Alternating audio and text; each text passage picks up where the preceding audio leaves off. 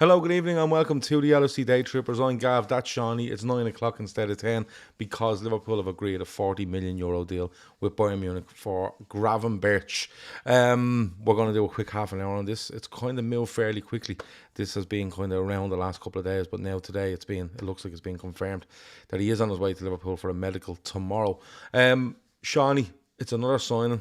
It's going to come across as a deadline day signing because I wouldn't say it'll be confirmed until tomorrow.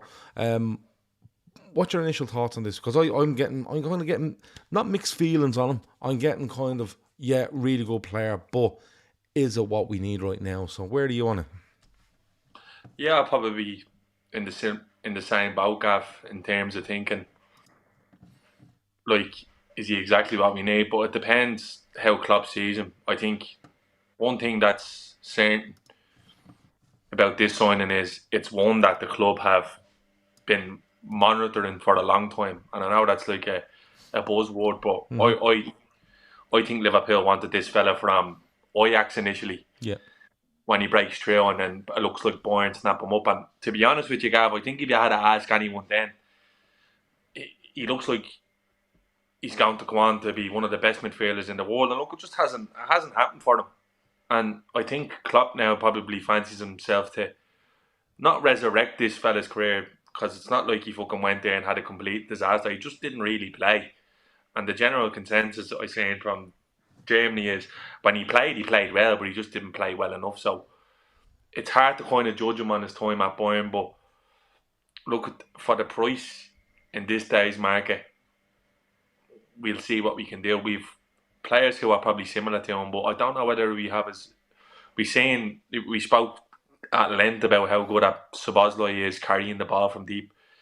That's what I see Gravenberch as. I don't see him as a 6 or maybe an 8, if anything, but a progressive ball carrier. And look, no doubt in his talent, but it's just a weird one. It looks like to me that Liverpool were waiting for Bayern to say this fella's for sale, and that they were going to get. They wanted him. He was linked with United earlier on, probably last week. And, Madge Apple says there, Klopp must think he can mould him into another genie. The price is looking at €40 million. I've seen 40 plus 5 million in add-ons, but look, we're not going to argue over €5 million. And, we did want him. I remember him at Ajax, and he was being linked away from Ajax, and he was only a year left on his deal, I think. And I think Bayern ended up snapping him up for about €25 million, I think, at the time. And we were like, Jesus Christ, Bayern have done some deal. Again. Yeah, they've done some deal there, you know what I mean? Red Hiker says there, he's an 8 and a 10. It hasn't happened for him at Bayern, right? And, the talk during the week was, like, Bayern won't let him go unless they have another 6 in place. And people are like, well, is he playing 6 for Bayern? Like, why are they insisting on this 6 be coming in before he leaves? And he's obviously just cover. And I'd love him to get him when we were linked, when he was going away to Ajax, simply because of the situation we were in midfield, where a young, physical, good ball playing 8 was what we massively needed at the time. And right now we feel like we need a 6. But me and you were speaking last night, and you were saying, look, Endo is the 6. That's it. He's putting him in there as a 6, and he's going to use Bojcetic and stuff like that. So this is another one that into midfield that fills out the squad as well. But is it the perfect time to sign him? And what I mean by that is, he might not feel like he fits what we want, but that year in Bayern, or whatever, how long he's been in Bayern, right, has kind of not knocked his confidence, but put a bit of manners on him. And what I mean by that is, he's not arriving in Liverpool going, I was the business at Bayern, I was the business at Ajax, I'm fucking it, and I'm going to turn up here and I'm going to be it. He's going to arrive in Liverpool going, I got me fucking knuckles slapped here now off Bayern, to be quite honest with you. Exactly. And the mix of that and what Jurgen Klopp will look to do with him, because I think the Genie comparison is a good one. But arriving in there now where Klopp is going, right, let's reset you. Blank page, don't mind 6s, 8s, 10s. Let's do a blank slate here and go from there. Is it the perfect time? And even though it doesn't feel like a proper fit right now, is it the perfect time to do it? Yeah, it's the perfect time for all them reasons you mentioned, but you go again, and I think, like, a year where Liverpool are going to be playing cup games, that not that they're not important, it's just you've Europa League games to spare there. It's going to be perfect time to bet this fella in. And like you said, he's not coming here going, I'm the man. He has a point to prove. And like, he just strikes me as the type of player who, if Jurgen Klopp had signed at Dortmund, he goes on to be a fucking world beater. You know that way? And it's that hasn't really worked out that way for Klopp in terms of bringing in young players at Liverpool. But look, he obviously sees something in him. The interest in this fella, if this is not something in the echelons of Arthur or a Kabak or a Davies, this is a lad that they've tracked for a long, long time, it seems. And it was just more of a case of Bayern making him available. And it turns out that it was a last minute thing with Bayern, and Liverpool were at the front of the queue because it looked like a lot of the groundwork was done. This is going back to March when Liverpool were playing Real Madrid in the Champions League at Anfield. That there was talks that Gravenberch's representatives were there. So look, it's hard. I still think we need a centre half, Gav. I still do think we need to do a centre half. I'm not happy with how the window's played out. People paint it as a good window. Not me. I think the terms of the players that were brought in, yeah, they might do all right. We got our arses handed to us on a plate in terms of Caicedo and Lavia. I think the next window that comes around, we'll need to have a fucking director of football in place and a clear plan.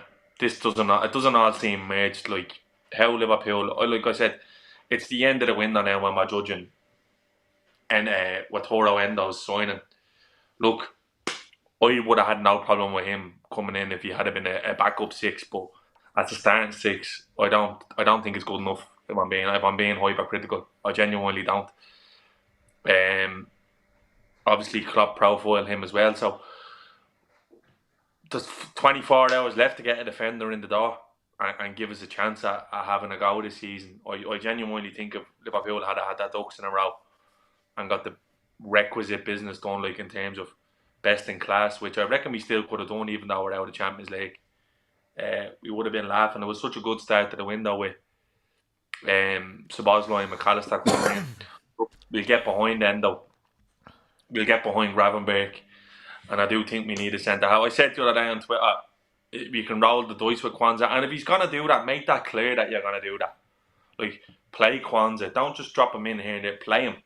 Like, we might be down a centre. Play him on the weekend if you have to.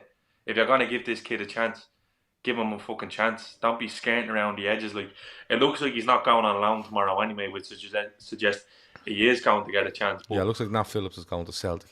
On loan. I reckon I speak for everyone. Well, definitely you, Gavin. People who are more interested in the football than the transfers. That I just can't fucking wait now for this time till tomorrow until all this circus is over, because I really have a pain in me bollocks with how this window played out with Liverpool. That this is not even digging out ITKs or people on Twitter. I just think Liverpool got it horribly wrong in terms of their approach. This window, and look again. We'll see what Gravenberch could go on to be fucking a war beater and reignite his career at Liverpool, you know, and that would be great for us. But it's one of them. It's gonna be one of them. In hindsight, it'll either be really good or really like people thought last year's window was decent with the business that was done in terms of Carvalho and Nunes, and people didn't. And when you look back, there's fucking only one of them players that's still at the club, so we might have a completely different outlook on this window. Even at Christmas, like if we done fucking Andre in January now on a centre back, I'd be fucking delighted. But look, well, it is where it is. Me and you were talking because we talk most nights, and we were saying, I think we both agreed on it. We said, look, Liverpool had struggled to come out of this window with a lot of credit, right? And we weren't. I don't think we're being over harsh on that. I think the players we brought in Szoboszlai, McAllister, excellent, absolutely excellent signings. Endo was a bit of a curveball, but Klopp seems to have endorsed this massively. And this one in Gravenberch, if it's something that Klopp has been looking at for the last 18 months to 2 years plus, you know, you just back him, and because we speak so much about, you know, how much power Klopp has, and is it on this, is it on that, and I'm kind of going, and I was saying it to someone in the Telegram chat yesterday, it might have been Jerry, and I said to Jerry, look, when it gets to the end of the window, if they don't do enough, they all deserve blame. You know, they all come as a package. They all deserve blame. But when we were talking last night, and we were talking about, you know, what Liverpool can do and what they need to get, you know, coming out of this window with a lot of credit, they're going to struggle. And the reason they're going to struggle is because I think they got it bang on with the 3 lads leaving and Szoboszlai and McAllister coming in. That was fine. That was absolutely fine. You could have questioned, and I've said this a few times, you could have questioned, is he going to just keep that 8 that were there? And, you know, we could argue the point as long as the day is long, right? And then the other 2 boys go. Now, bit of a curveball, I'll give them that. But it's 6-7 weeks or whatever since they've left. Do you know what I mean? And it seems to be that the Saicedo stuff was a bit of a mess. Lavia didn't even want to go over a certain price. Fine. Do you know what I mean? But we're down to the last day now, really, and we're signing Ryan Gravenberch. And as good as a signing as you think he is, or you mightn't think he is, numbers-wise, we're probably one off, right? We're probably one off. You can argue over Endo and whatever, but we're probably one off, and that's a centre-back. No, we're definitely one off. We're definitely right. So even if they sign a centre-back tomorrow, you'd be saying to yourself, right, they've got in the numbers they need to get in. It's just the way it's gone on. Now, people could turn around and say, well, look, that's very fucking naive. Like, this stuff happens here. But listen, the centre-half situation hasn't changed all summer. If they sign a centre-half tomorrow, the centre-half situation has not changed since the last day of the season away at Southampton. Simply hasn't, right? People can argue Phillips going on loan, you know, an injury here or loan there, but it hasn't changed. So the fact that Liverpool haven't done anything at centre-half, may do something tomorrow, would say, you know what, okay, good signing, but it's very, very late. You know what I mean? I know what you were laughing at, and they're laughing at Ravishing Rick Rio asking how many games of Astro going. That's one of the most amazing things I've seen in a long time.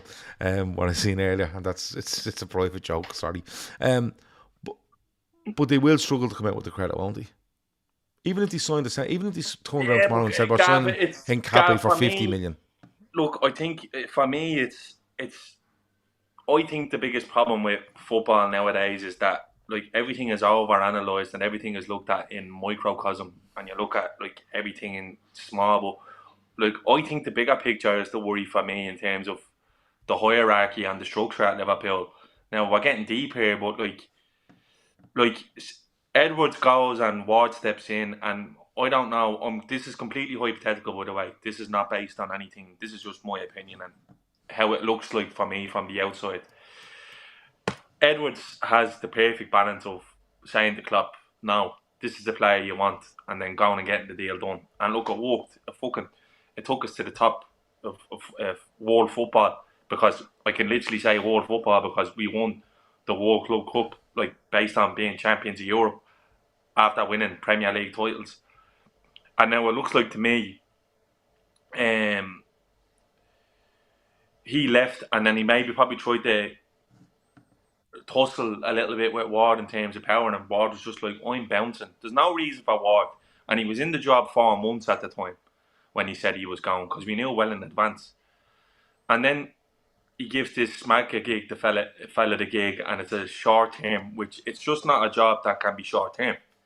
It's like you say you're a foreman or a site manager, and but isn't this guy being quoted, or I seen quote yesterday saying he's basically saying I'm his assistant. I'm basically the assistant to Klopp with regards to okay. So that's it's like if you're a project manager on a site and you have a warehouse that they're kitting out and putting whatever in it, and then you say, look, it's going to take 2 to 3 years, but we'll give you an 8-month deal. It doesn't compute. You can't look for short-term solutions in this game. Like, you just not in that what they're trying to do. So what I'd like to see now happen after all of this shit is finished is Liverpool going out and getting a good sporting director. Like, even people might laugh, but I've said this, Gav, in private chats between me and you. Like, Ralph Rangnick would be fucking perfect for Liverpool, I think. Ralph Rangnick would be absolutely perfect. He went into United and he wrecked the shop because he went in there telling home truths, and they didn't like that and they fucked him out. He basically went in and said they need 9-10 new players. These are the players that we need. Someone going in and recommending, like, ahead of Brighton. He gave United Julian Alvarez and Enzo Fernandez, I believe, before, and they said no. They turned him away. And I think there was another player. I think, I'm not sure who it was. There might have been Saicedo, actually. Of Vardiol and Saicedo, yeah. Like, we need someone like that to come in and challenge Klopp, because it's never healthy for one person like Klopp. As good as he is, Gav, I don't care how good he is, he can't run a football club on his own. Yeah. He can't do it. Not a club the size of Liverpool. He's gonna need somebody over him to either challenge him. And even whether that's, I know everyone was making a lot of, even if it's a fucking case of just changing lenders, so it's a different approach. And nothing against Pep Linders, but you have to do it. Ferguson done it for fucking years. Ferguson went through fucking assistant coaches like they were nothing. Mullenstein, there was Phelan was always sort of hanging around, but he didn't mind going through them. You know what I mean? So I just think the shite in the background needs to be sorted now, because we can't be going into another season next year with this same shite of a fucking a wrestling power, because I don't think Klopp's eye for a player like talent ID is the best, to be honest. We all know that he didn't fancy Salah and he didn't fancy Mane, and look, he made a fucking walk in the end of the day, but we need someone in there to challenge Klopp. I think it's healthy. Yeah. And I'd imagine Klopp probably agrees. So the fact that he gave this fella a short-term deal gives me slight optimism that they will look to do someone like Paul Mitchell from Monaco. But honestly, we need structure. We need the structure back. We need to get back to being the cleverest gang in the room. We've gotten so far away from that. The lads would have never, like Edwards and that, would have never got caught anywhere near that suicide shite. Look, they got burnt by Van Dijk and they learned from it, and then that was it. Nobody knew a fucking sausage about any business Liverpool were doing. So, look, the window's closed. Gravenberch in could be fucking amazing. I feel like we need a centre half. I think it's a need. I think it's a definite need.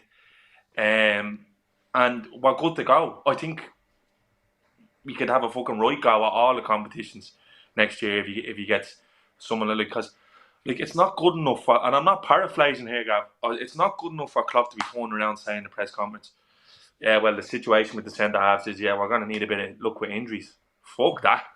Yeah, that brings you back to 2021, to be honest with you, where we didn't have any luck.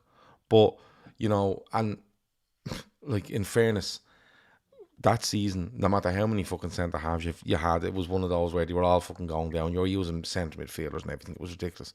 But the point being there at the start of it was they were using Fabinho as their fifth centre half, I think, or their fourth centre half. And kind of that sped up the process of us being in serious trouble at centre half. Barry Devaney says the window's not closed yet. No, of course not closed yet. What Shawnee's talking about is if the window closes, and that's Gravenberch, stuff like that, you know what I mean? Maybe it's a centre half short, or most people feel that. Apparently Paul Mitchell at Monaco is free after the window closes, says Scouts RP, and maybe that is where it goes. Maybe it's do you know what? If what we're saying is true, or what a lot of people feel is or are saying is true, maybe it has happened during this window where Klopp's gone, when I look back at it, we probably spent too long looking at things. That's probably down to me. The guy that came in was just kind of sitting there going, well, if you want a cup of tea, I'll go and get you one. But if you're unsure, I'll just sit here and wait. I tell you, like, but that's where I am with it. I'm having a look at there. Yeah, I think I'm having a look at what happened there tonight with that lad off PSV. I reckon that's Salah's replacement. That Bakayoko lad. It looks like to me he's been told to stay there for another year, because he's torn down Brentford, and I think he torn down Brighton last week as well, and he torn down Burnley, and apparently Liverpool rate him really highly, but they're just not going to do him now because they won't have the minutes for him. But look, it hasn't been look. Ward was good. Julian Ward was really good. We seen the proof was in the pudding with Ward. The deals that he got done, the Luis Diaz, McAllister, Szoboszlai, Gakpo, like, he was good. Like, it's just, that's the only thing that's fucking worrying me, Gav. I don't know how good you have to be. I think but it's not even that. It's just being like, it's. But if you go back to your point, Shawnee, right? You said Klopp needs to be challenged. I don't know if challenged is the right word.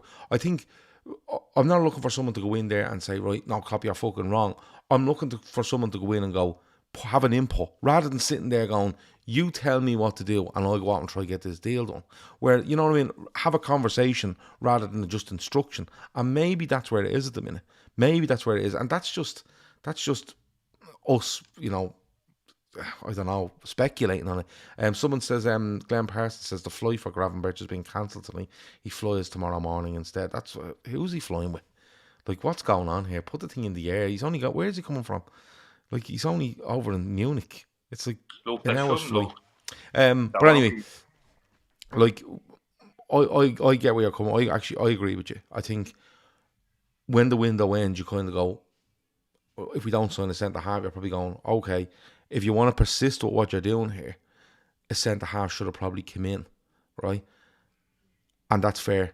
And that's probably the outcome of a window where Liverpool seemed to be going smoothly. And when they were hit with something that was, you know, out of the ordinary, they didn't react well to it. They didn't react well. They didn't react quickly. And the argument over who they've reacted with regards to Gravenberch and Endo is up for discussion, and will be for the whole season. Because listen, you know how this fan base works.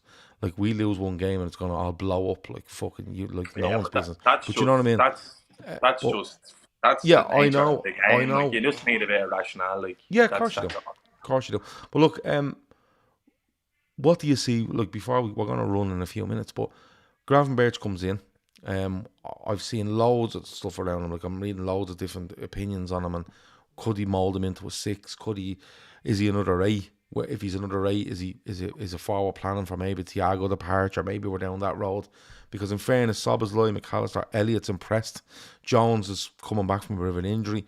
You know, there's plenty of bodies in there now in that position. That's why we're looking at a 6. But what would you like to forget what people have said? What would you like to see from Gravenberch? Would you like to see him where they do that clean slate and they go, right, listen, I want you at the base of this midfield? And what would you like to see? That's what it will be. I'd imagine Klopp's gonna have him in tomorrow, showing him all clips, this and the other, and where he can lift this kid up and probably push him on again. Look, there's no doubt in his talent. Like, anyone who was familiar with Pogba when he was at Juventus, he reminds me of him in a way. Now, he's not as good as Pogba was at Juventus, because Pogba was fucking out of this world. Yeah, he was magic at Juventus. He was magic. But Gravenberch has got the same sort of, like, he's technically gifted. He glides with the ball. He's strong in the tackle.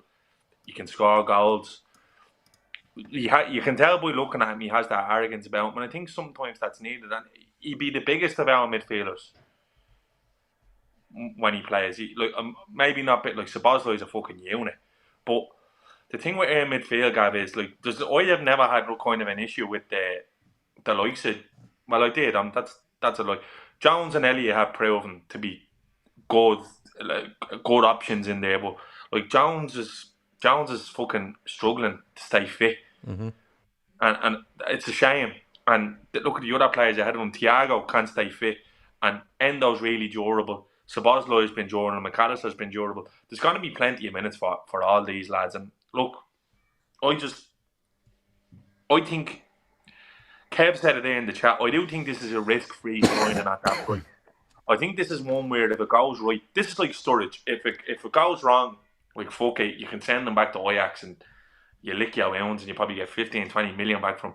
But if it goes right, he's going to explode and be fucking excellent. So look, we'll see. Like, I can't. I'm not. It's not that I'm not coming around to it. Like, if Liverpool go out and bang 20, 30 million out for a centre back tomorrow, who's, I think we're fucking laughing. Like, you know what I mean? So we'll have to see. Again, I'm going to give Gravenberch the same treatment I give Endo. The context of that signing will make sense at the end of a window. It's possible that Liverpool will have their eye on a centre back that's just not available now, and we've seen them doing this. Yeah, they've done it in the past. That's how they've always operated. If anything has been sort of consistent, it's that. So let's see where we end up. Mm-hmm. Look, it looks like he will be confirmed as a Liverpool player tomorrow. Well, he'll have to be, otherwise he won't be one, because the window closes tomorrow. He will. He will. Look, I'm only messing because I'm talking about the planes and stuff like that. But it looks like he'll arrive in Liverpool tomorrow. Medical will be done. It doesn't look like personal terms will be an issue, so it'll be a medical. It'll be a deadline day medical, so it'll be, you know, the club know what they're at. So you'll probably hear about that. I would reckon early evening tomorrow that's being done. We'll keep an eye on the fact that the centre half stuff, because, you know, I'm with you on the concept and giving them a go. If you're going to give them a go, give them a go. But at the same time, you know, we still have ahead of him. I think we still have arguably 3 centre halves that struggle to put a massive run of games together. Yeah. And maybe that's where we are. Then Look, you have the system as well. I'd love nothing more than fucking Gomez now to make it impossible for Canate to get back into this team by just performing and staying fit. But we know we won't. Yeah, because but of the fitness issue. Yeah, that's that's the thing. And like in a world where everything is perfect, well, grand that centre back, because they're fucking. If you pick 4 centre halves, very very good. Look, you can argue Gomez, but on his day, we seen Gomez can be fucking brilliant. He struggled really since the injury, but the problem is, like, I don't know how many consecutive games Canate has managed to put together since he played for Liverpool. Matip was decent, has progressively got better in terms of his injuries. But again, in this system, I don't think it suits him. And like, it's one of them. I'd be just all on board now, just fucking pushing concept through. And if he's sink or swim, and if he's good enough, he'll flourish and he'll take the place in the team, and that'll be it. If not, sometimes it's just fucking. It's the way it has to go. Like, it just has to be like that sometimes. I think if you're bringing in a centre half, you're probably looking at a left-sided one, because if you're going to persist with this system, and then it comes down to numbers again. And what I mean by that is, I can't see Liverpool hanging around with, you know, a left-sided centre half that can kind of do that left back, Andy Robertson and Costas Tsimikas. I just can't see them. They don't do things like that. Do you know what I mean? So you would probably have to see movement go one way before it happens the other. But having said that, I still think come Saturday morning we'd be looking going, we probably should have done a centre half. And do you know what? It's a difficult one. I admit I think it's a difficult one, because if you're signing someone on the left hand side, right, you're probably looking at, can he do that left hand side? Can he do the full back thing? But can he actually be a success at the Virgil van Dijk, who's 32 years of age right now? And that's where you have to forward plan a little bit on this centre half. Or you go down the other route and you go, I'm buying a 29-year-old fella for 2 years.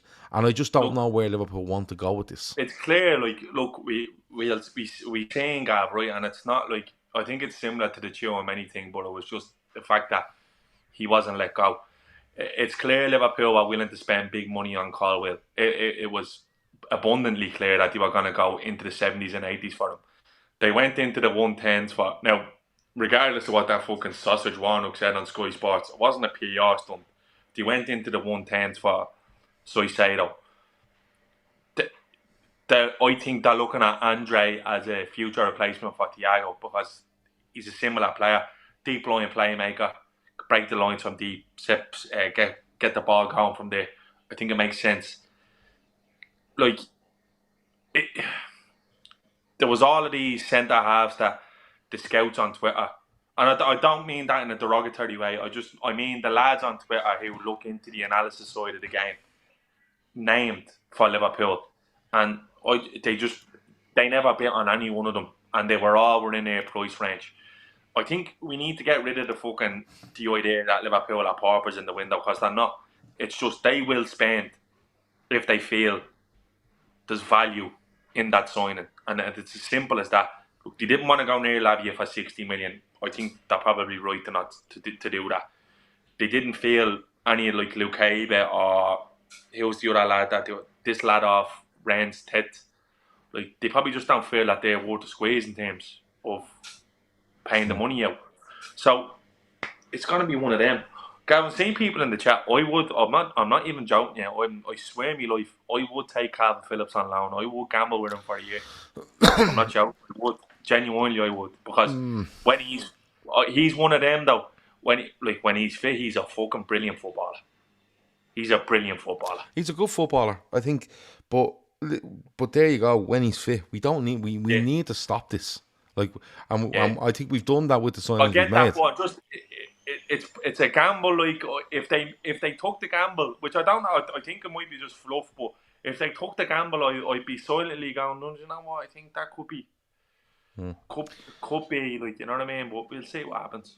Well, look, we're gonna leg it because at 10 o'clock, I'm back as a guest with Kev and Chris and Luke, talking about the Premier League this week. And tomorrow night, there'll be 4 lads on tomorrow night from 9:30 up until 11 o'clock. The window closes at 11, so 9:30 till just after 11 o'clock when they do the last 90 minutes of the transfer window. So look, it looks like Gravenberch will be confirmed tomorrow.